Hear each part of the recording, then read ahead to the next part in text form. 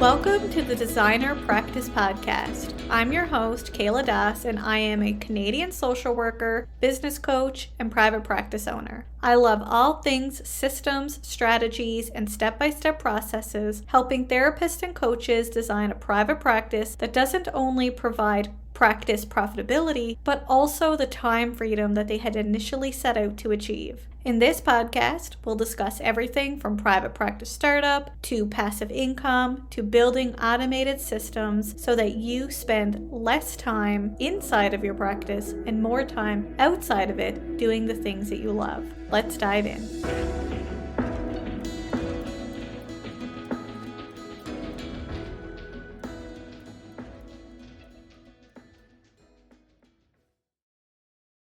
Today's podcast episode is sponsored by Jane app. Before we dive into today's episode, let's chat about Jane. Jane is an all-in-one practice management software that can help you manage your practice with a suite of features that makes it easy to meet with individuals, couples, and families. Jane is easy to use even for the least tech-savvy user. Reliability and security are important parts of running a private practice, so Jane is both PIPEDA and HIPAA compliant, and your data is stored safely in the country that you practice, so no matter where or how you practice, Jane is always with you in the most secure and helpful way possible. Whether you work from home or in an office, you can be confident that you'll finish your session notes quickly and securely. Wherever you have Wi-Fi, you have Jane. And Jane's support team is always ready to lend a helping hand. You can learn more at kayladas.com/Jane. That's kayladas.com/Jane.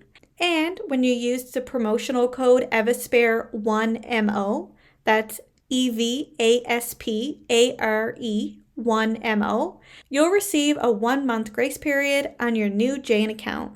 So check out Jane today. Welcome back to the Designer Practice Podcast. I'm your host, Kayla Das. For therapy practices, consultation calls are the first therapeutic step you go through with a client as you start your assessment of your client's needs. But did you know that consultations are also the last step of the marketing process and can either make or break your chance of moving prospective clients from the consultation stage to a paying session? In today's episode, Jessica Harris, licensed clinical social worker and business strategist, will share how to get clients from consultation calls without being salesy. Hi, Jessica. Welcome to the show. I'm so glad to have you here today. Hi, thank you. I'm super excited to be here today too. And I want to give everyone a heads up if they haven't already noticed. I am a little sick today. Hopefully in the next episode, I sound a little better. So I'm going to apologize in advance for that. Jessica, before we dive into today's episode, please introduce yourself, where you're from, and tell us a little bit about your own practice journey. Yeah, so I am Jessica. I am in Utah. I'm an LCSW, like you said. I started a private pay practice. I filled up myself with my caseload in 4 months. And so since then, I hired 6 other therapists. We get anywhere from 5 to 10 new full fee private pay clients every single week at the practice. And it's just been so successful that I then decided to start coaching other therapists because I was just getting a lot of questions like, well, how'd you grow so fast? How in this economy, especially, are you able to get full fee private pay clients? And so now I also coach people through my coaching program how to have a thriving, successful private pay practice. Fabulous. So I'm so excited to talk about today's episode because I know the consultation calls is the first step that therapists have in the therapeutic process, but we don't always look at it as like a marketing tool either. So why are consultation calls important when it comes to marketing a private practice? Yeah, so often people spend so much of the time focusing on just getting clients to actually find them that they lose a lot of the clients that are finding them. And so consultation calls, especially when you're just cash pay, is really important to show the value, show what you have to offer, give them all the options if you don't accept insurance, because there can still be some great options for them, to make sure that you're not losing those precious clients that do find you, especially when it's harder for clients to potentially find you. That makes so much sense. I connected with therapists and even talked to different business coaches throughout the years who are back and forth between should I put consultation calls into my practice? Should I not put consultation calls into my practice? And there's almost two sides. I'm definitely on the side of we should put consultation calls in practices. And it sounds like you are on that same side as well. But why do you think that there's like this balance between knowing that it's so important to the marketing process that people struggle with should I put it in or should I not put it in? Yeah, I think because it can take time out of your schedule and they are typically free. And so people who are like, well, I don't have time for that. I'm not getting paid for that. When in reality, if they can get clients from their consultation calls, each new cash pay client is potentially worth thousands of dollars if they continue to rebook. And so I think people with that mentality of like, okay, I'm going to invest a little bit of time on this consultation call to potentially make thousands of dollars and help this client where so often clients are like, oh, I don't know if I want to do a therapy appointment yet. But when they hear your voice, they hear what you can help them with, they feel more at ease where they're like, okay, even though this is a scary step, I'm willing to do this. So yeah, I'm a huge advocate. And one other thing is sometimes people have really long consultation calls constantly. And so, of course, that's going to deter them. And I teach people how to make them really simple. My consultation calls with potential new clients are like almost never longer than 10 or 15 minutes. So they can be simple and short as well. I love that. And I agree with you 100%. I look at consultation calls as being the know, like, and trust factor, right? They've already found you, but now they want to meet you. Now they want to really hear what you have to say. And if you don't have a consultation call, then they don't have this opportunity to ask the questions that they might have. People want to really trust that you are the best person for them. And not everyone is going to put $150, $200 on the table without chatting with you first. So I believe consultation calls are really important for that reason because it helps people build trust in you. So before they even get on a consultation call, are there things that therapists can do to help improve the consultation call booking? Yes, and that's a great point that you bring up because so often people are like, well, I'm not even getting very many consultation calls. And so the few that I do get, I can convert, and we'll talk about that. But the other aspect is they're missing the opportunity for consultation calls because the booking process on their website or wherever they find them is not smooth. And what I mean by that is maybe they don't have very many call to action buttons on their website saying book a free consultation call. Maybe when they do, it takes them, and I see a couple of different things with the program members that I work with. They either only have a spot to email and not having the phone number as a required form on their contact form. And then they lose a lot of people because people don't respond to email as much as they do to a phone call or a text message. And so that is one huge piece that people miss. The other piece that people miss with a consultation call is they have a link to a calendar of like, book a consultation call with me. And then their calendar only has availability 1 or 2 days a week, Wednesday, Thursday mornings, for example. And the person's like, well, I'm working like, okay, well, if I can't even get a consultation call in with them, I'm assuming that's probably when they're also only available for therapy sessions. I'm going to move on to the next person when in reality they might have plenty of times open. And so in that case, I always tell people if you're going to have them actually book the consultation call, you better have like a full calendar of multiple different spots of some morning times, some afternoon times, maybe some late afternoon times on multiple different days. Or, and you could do both, you could also have the option of like book a call or leave a contact form with your information and it also has the phone number on it so that you can reach out to them as well. That is such a great point. And sometimes we think, oh, I want to do other things in my day and I only want to put a couple slots here and there. You might have all this availability. But yeah, if a client lands on there and they only see one or two spots, or your next spot isn't until 3 weeks from now, chances are they're probably going to keep looking because they just believe, whether true or not, that you just aren't as available as that they would need a therapist to be. So maybe a therapist works part-time. Is there a way that therapists can navigate that in a way that helps them book more calls? Yeah, great question. And I know at least for me too in my practice, like when I was first starting, I had plenty of availability, but I didn't necessarily want people just randomly booking calls at different times, interrupting my time with my daughter, that kind of stuff. So I kind of went against what some people told me to do of like, make sure you have the calendar. And I was like, no, I'd rather see the form, call them back and text them when I can. And I'm also a huge proponent of like quick follow-up. So that's another thing that I haven't covered yet. I usually try to respond within an hour if I'm available. Sometimes I'm not because I'm in back-to-back meetings, but for sure within the day, but the sooner the better. So there's the quick follow-up aspect. But then there's also if you are part-time, have kids, want a flexible schedule, don't want to have all this availability, just have them leave a contact form or say, text and call this number today, or drop your information here and leave the form really simple. Because another thing people get lost on is if there's too many spots to fill, at least for me, I move on whenever there's too many spots to fill. And so when it's just name, phone number, email, if you want to, and then like, what are you coming in for? And some people might even leave that blank. So I would say make the process really simple. And then you don't have to have a calendar for them to book the consultation call, but you can, or you can have both options. Therapists that I've coached who will sometimes have both options as well. That's a good point. Now, I know listeners may use different systems, but I'm thinking that I use a platform called Jane app. And my software system actually has an option where you can have a little disclaimer on the side. So if you need additional times, they're likely available, contact us for this reason, or send them to a little fill out form in case there isn't enough time there for them. There is value for sure in someone actually booking a time for the consultation call. So it's not that I'm against that. I think that's great as long as you have some flexibility. But yeah, I think a disclaimer sounds amazing to be like, and I also have more times and availability outside of this.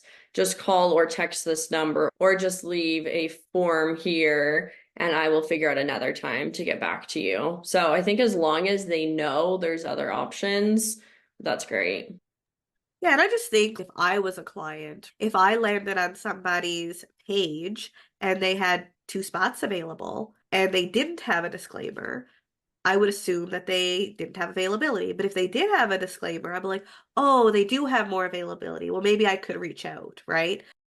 Yeah, absolutely. I'm all about like putting yourself in the client's shoes. And if I were a client, what would I want? And I always assume that that's what other clients would want as well. Love it. Are there ways to help client conversion, so to speak, so the clients move from the consultation call to a paying client? Yes, absolutely. And the step in between what you have is the follow-up on your website or wherever they reach out to the consultation call is that step in the middle of like how quickly are you reaching out, like I said, and then also are you calling or texting them compared to emailing them. I can't tell you how many therapists I've helped where they're like, oh, I stopped emailing them and I decided to call or text them instead. And they're actually answering now and I'm getting more conversions. And I know many people are like, well, I don't answer to random calls, so why would they? But the one time people do answer to random calls is when they barely put their number out there. So for me, when I put my number out there because I'm reaching out for something, I'm more likely to answer the phone because I'm like assuming, oh, I just dropped my number an hour ago on these websites. So I'm more likely to answer. And then if not, most people are big on texting nowadays.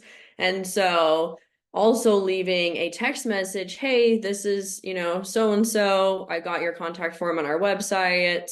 I would love to do a consultation call and chat with you. Do you have some free time today? And then the people who don't answer the phone call are a lot more likely to respond to the text message. So that is something that is important right before getting on the consultation call. And the next step is the actual consultation call. First, I briefly frame the call like, I'd love to hear what you're looking for. We can just make sure that we're a good fit to help you and answer any questions that you have. And then you obviously dive into what they're needing to come into therapy for. And then the biggest piece to a consultation call. And this can be done very simply and quickly, but you need to build value. And you do this by one, showing that you understand what they're going through. And two, if you feel like you can help them, obviously some people aren't a good fit. And if that's the case, you refer out. But if you genuinely feel like you would be a good fit, then build the value on how you would specifically help them and make sure turn off that therapist brain, keep that client language at the forefront, and just talk about like, absolutely, it sounds like you're dealing with X, Y, and Z symptoms. I know that can be really tough, and I help you in X, Y, and Z way. And if you think about, and this is where placing yourself in the client's shoes again comes into play, if your client could wave a magic wand and have their dream outcome, what would it be? And you want to write that stuff down beforehand, and then you tell them, this is what I help people to accomplish. And it's usually so simple in terms of simple things like, yeah, absolutely. I help people who are dealing with overwhelming emotions, like the intrusive thoughts, like you were talking about, or whatever they were talking about, or managing those day-to-day struggles in their relationship that feel overwhelming. And what I help people with is one, to have those day-to-day coping skills, and two, to find long-term healing and peace, to really be able to manage your anxiety and heal from it in the long term, helping you get to the root of your issues so that you're not rehashing those same cycles over and over again. And most people, when I say that, almost always they're like, oh yeah, that's exactly what I need. Or there's almost like this sigh of relief, like, oh yes, I would love that. You can feel the energy on the other side where the client's like, okay, yes. And I'm not diving into CBT, EMDR, unless they mention EMDR, because some people do mention EMDR. I'm not delving into like all of the ways I'm going to help them with their trauma. Sometimes you might simply do that. And another question I ask is like, have you done therapy before, or is this your first time? And so if people bring up things that they liked in the past, I definitely incorporate that. But for some people, they're brand new and don't know those things. So I make sure to build the value where I keep it really relatable. And then once that value is built, then you can go into the scheduling and making sure you're going over fees. And I know some people who don't have the time to waste and want to bring up the fees like the first thing on the consultation call. You can absolutely do that. My process is I assume that they know I'm a cash pay practice only unless they say otherwise. So if their first question is, oh, and do you take insurance? Then I will answer that for them. I'm not going to try and be salesy and pretend like I do and then don't. Like, I'm not here to be salesy as a therapist, but I just assume like it's on all my stuff. And so I'm just going to assume that they're okay with it, build the value, go through that. And then I always go over it and I make sure, like, just wanted to make sure you saw what the fees are. And sometimes they do, sometimes they don't. I go over it. And then if they ask about insurance, and even if they don't ask about insurance, I will always tell them. And just so you know, our practice only accepts out of network benefits. And what that means is if your insurance covers out of network, then we will provide you something called a super bill after your session to, reimburse you for some of the session. And I always tell them, like, you have to double check with your insurance to make sure that that's covered. And I also give them the options, and we take HSA cards or FSA cards or just any major debit or credit cards. And I know that sounds kind of like a duh, and a lot of people are like, oh yeah, I already do that too. But there's a couple different things in there that are important to note. Is one, I'm coming from a place of this is what we do have. And some people come from a place of they're like, oh, do you take insurance? And people are coming from a place of like, no, I'm sorry, I don't actually. And they're almost coming from this place of what they don't offer versus I'm coming from a place of this is what we do offer. And I'm unapologetic about it. And I know we're not for everyone, and that's okay. And of course, I still have that therapist heart where I want to help everyone. And I feel really bad when it sounds like they're a good fit and it won't work out. And so I do obviously have those emotions where I feel bad, but I also know that we might not be for everyone, and that's okay because we're able to pay the therapist really well. The therapists aren't burnt out. They're able to offer a really high level of care to the clients. And we have amazing therapy practices in the area that do take insurance that we refer to. So that is one piece where it's like, I feel confident in the price and I'm coming from a place of this is what we do offer. And I'm just assuming people kind of already saw that versus this is the beginning of the call. If I'm right away like, oh, by the way, we don't take insurance, then people are like automatically in the insurance money mind and they might be like, oh, okay, yeah, never mind. But if I'm able to show them like we're genuinely able to help you and we've got really amazing therapists and that they're willing to pay the money, they know that it's important to invest in their mental health. Something I want to also highlight for Canadian listeners, because when we're talking about insurances, obviously you're speaking from the US side, and US listeners probably understood all of that.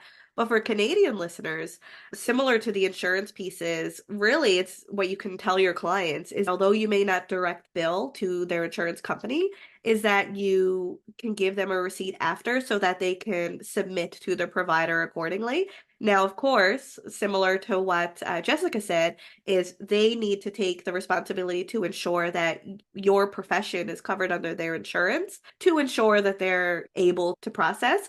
But as a therapist in Canada, I never direct billed, but I always provided a receipt for my clients, and I've never lost a client because I was able to come up from that perspective of I can offer you this, right? And you could submit this and get your money back accordingly if your provider accepts social workers under your insurance. So I just wanted to clear that up for any Canadian listeners who are like, what's a super bill? What's out of network insurances? So for Canadian listeners, it's very much the same process, but it's just we use different language here in Canada.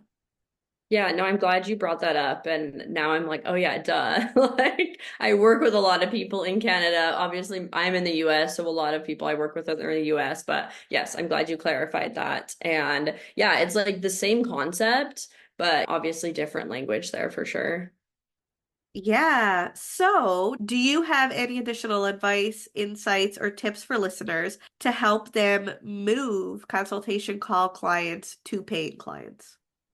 Yes, absolutely. I would say the last and most important part of the consultation call as well is actually booking that appointment and getting them on the schedule rather than like, okay, if you want to think about it or whatever kind of language there, like they're on the call. They left the form or called you or however they contacted you because they're wanting to get in for therapy. And some of them are obviously hesitant or nervous or uncertain of they think they want it, but they're not sure. And so on the call, I always go ahead and schedule the appointment and ask them. And obviously, sometimes people do need to think about it or they need to look at their options now that they're thinking more about the money piece. And that's separate. Like if they truly need to think about it, that is fine. And once again, we're therapists, we're not salesy. I'm not like, okay, but let's just book this appointment and blah, blah, blah. Like if they need to do that, great. And I often do this even before I necessarily go through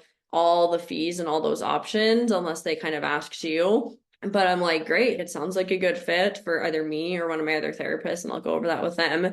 Let's book a time. And I get them on the schedule. I make sure I go over all of those final pieces, the price, the paperwork, all of that stuff. But yeah, I never get any pushback from people scheduling unless they're like, okay, wait, I just want to hear about how much it is if they didn't see it already, or they're on the schedule, but then they hear about like that insurance piece or the price piece.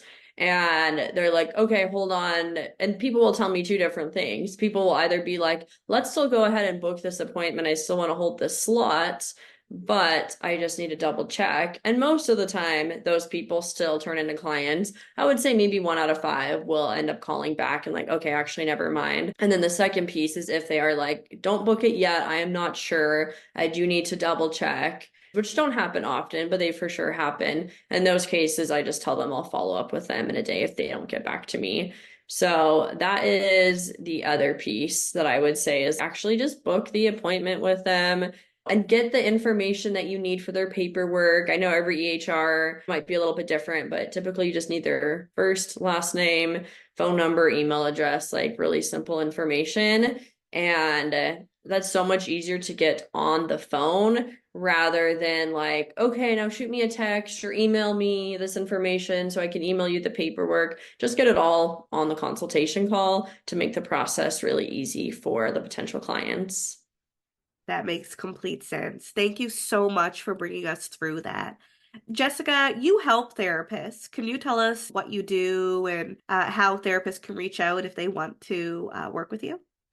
Yeah, absolutely. It's such a passion of mine to help therapists. So I have a program called the Therapist Private Pay Accelerator Program, and it's a 12-week program, and it's basically just all the things people would need to know to fill up their caseload with clients. And so I teach all the different marketing strategies, all the strategies to making a website that is SEO friendly and attracting clients, getting people to actually find you. And I go through all of those steps to help people build that strong marketing foundation.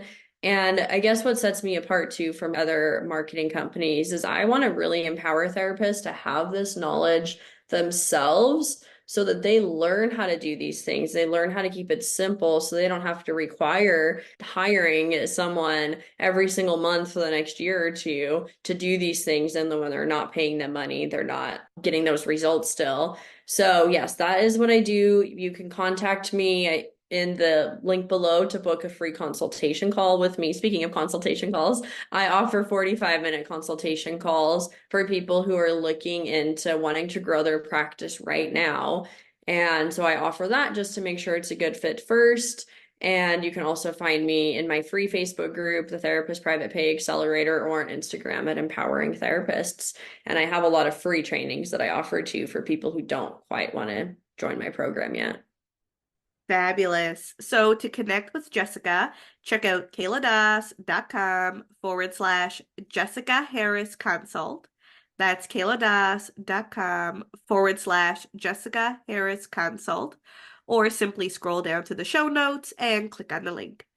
Jessica, thank you so much for joining us on the podcast today and sharing some of these great tips and strategies for how to follow up and get clients from consultation calls. Yeah, absolutely. It was a pleasure to be here. So thank you. Thank you, everyone, for tuning into today's episode. I hope you join me again next time on the Designer Practice Podcast. Bye for now.